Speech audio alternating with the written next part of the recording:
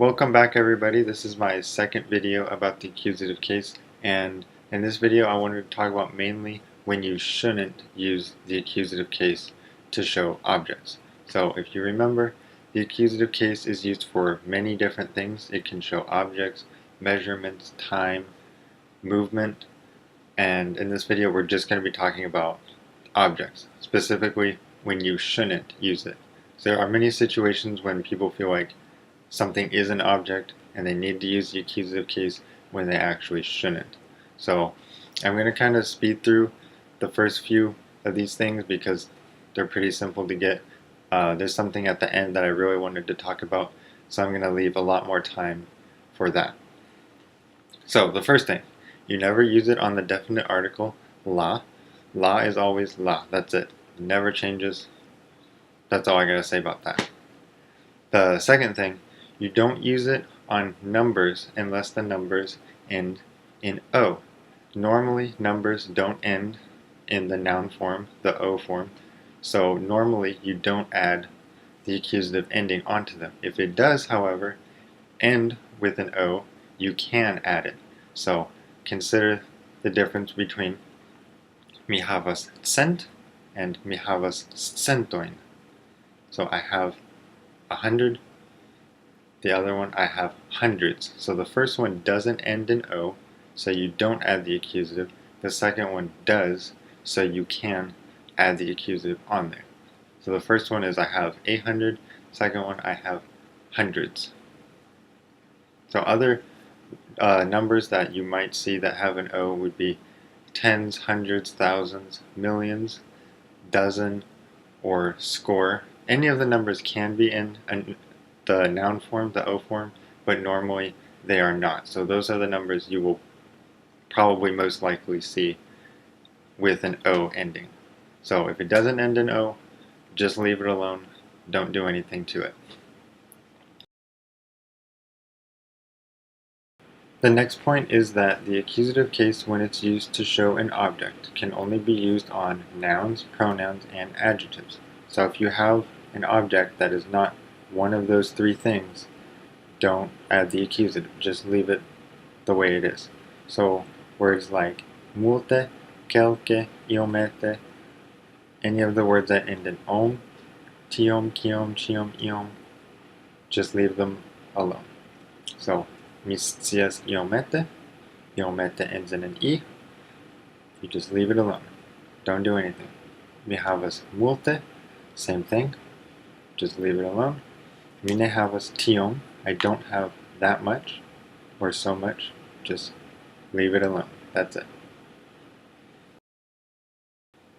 For the next part, consider the difference between I'm painting the red door and I'm painting the door red. In the first sentence, the door is already red when I'm painting it. It's telling you which door I'm painting. I'm painting the red one, not the green one or the blue one or whatever other color. In the second one, I'm painting the door red, tells you what color I am painting it. So I'm painting a door and I'm painting it red. So when I'm done with it, it should be red. So in Esperanto, we use the accusative to show the difference between these two sentences and not the word order. So when you use the accusative on the adjective, that means it's that way when you're acting upon it. If you don't use it, that means it's that way after as a result of whatever you're doing to it.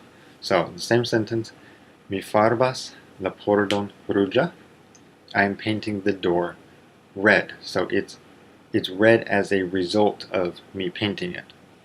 That's why it doesn't have the accusative. In the other sentence, mi farbas la pordon ruĝan means I am painting the red door. It is red already when I'm painting it. And so you can do both, and you could use two different colors, and you can say I'm painting the red door white, and so red will be in the accusative because it's red already when you're painting it, and then white will not have the accusative because that is the result. And so it doesn't matter the word order, just pay attention to the accusative. So mi farbas la ruĝan pordon blanka. So I'm painting the red door white. So it's white as a result of me painting it. So if you don't know if you should use the accusative or not, just think, is it that way already when I'm acting upon it, or is it that way as a result of what I am doing to it? So another example, mi lasis la pordon malfermita. So I left the door open. So it's open as a result of whatever I did to it. Maybe it was open before, maybe it wasn't, but it's definitely open now. So that might be a little bit confusing, but it's not that bad, and you'll get used to it. You just see more examples and it'll make sense. This last point is the most important point and the one that gives people the most trouble, and it's about prepositions. So right after a preposition, you will never use the accusative case to show an object. So it's very important to notice two things. Right after a preposition, I mean like the very next word that comes out shouldn't be in the accusative case if you're showing an object. So as I said earlier, the accusative case can be used to show many different things. You will never use it to show an object right after a preposition. So if you feel that there is an object right after a preposition, either it is not an object or you need to move it somewhere else. So I have a list of examples with prepositions. The most frequent prepositions that people tend to use the accusative after as a mistake. So I'm going to go through these and talk a little bit about them. So the first one, li diris al shi tion.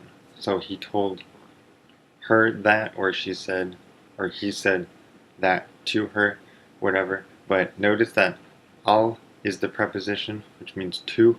So he said that to her. He didn't say her, he said that to her. She is not an object. The object is the thing that he actually said. So after the preposition al, definitely never use it for anything. Never use the accusative to show anything after the preposition al. That will never happen. The next one, mi accetos la domon de mia amiko. So I will buy the house of my friend, or I will buy my friend's house. The thing that I'm actually buying is the house. The of my friend part is not an object, so you leave it alone. De is the preposition, by the way. So after de, you don't use the accusative.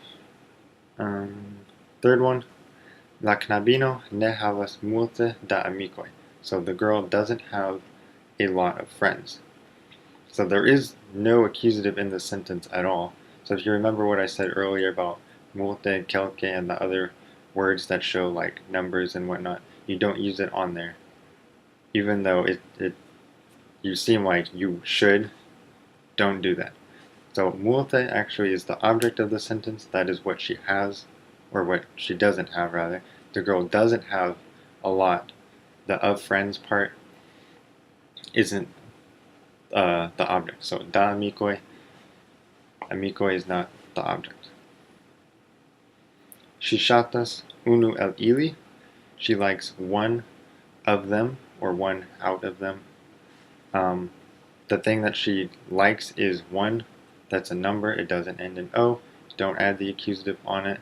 And then el is a preposition, so don't use the accusative on ili, because it's not an object. What are we on now? Number 5. Mia patro accetis por mia frato novan auton. So my dad or father bought for my brother a new car. So what did he actually buy? He actually bought a new car. So novan auton has the accusative because that's the thing that he bought. The por mio frato is not the object. He didn't buy my brother. He bought a car for my brother. And so also note that mio frato, neither of them have the accusative case. Even though technically like frato isn't right after the preposition, mia is right after the preposition, mio frato kind of like are one thing. They're together. So don't say something like por mio fraton and say, well, frato isn't technically right after a preposition because mia and frato are together. Sorry if that's confusing, but just think about it. What is the object of the sentence? He didn't actually buy my brother, so obviously don't use the accusative because that's not the object. Next one is la instruisto parolis pri tio. So the teacher talked about that. After pri, you're never going to use the accusative, so just get used to that. There's nothing really to say about that one. The next one, la KNABO ludas kun KNABINO. So the boy is playing or plays with a girl. So he's not playing the girl, he's just playing with a girl.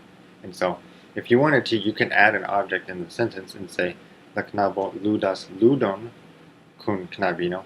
The boy is playing a girl. Oh my god. The boy is playing a game with the girl. So the thing that he's actually playing is the object, which is a game. He is just playing it with a girl. She's not the object. She's just there playing with him. And then the last one is ni credas je Dio. So after je, you won't ever use the accusative for anything after je. So yeah. So you'll just have to get used to not using the accusative to show objects after prepositions. Even though it kind of feels like it's an object, it's actually not. So don't do that. If you do see the accusative right after a preposition, it will be either to show movement or it will be a mistake. So if you're not showing movement and you have a preposition and accusative right after the preposition, it needs to go away. So yeah, don't use the accusative right after a preposition.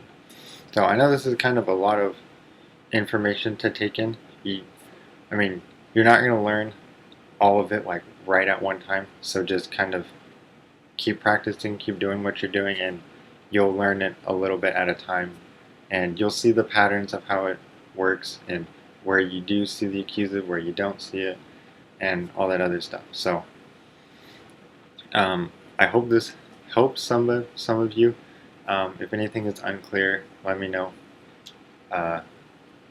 Yeah, so thank you for watching.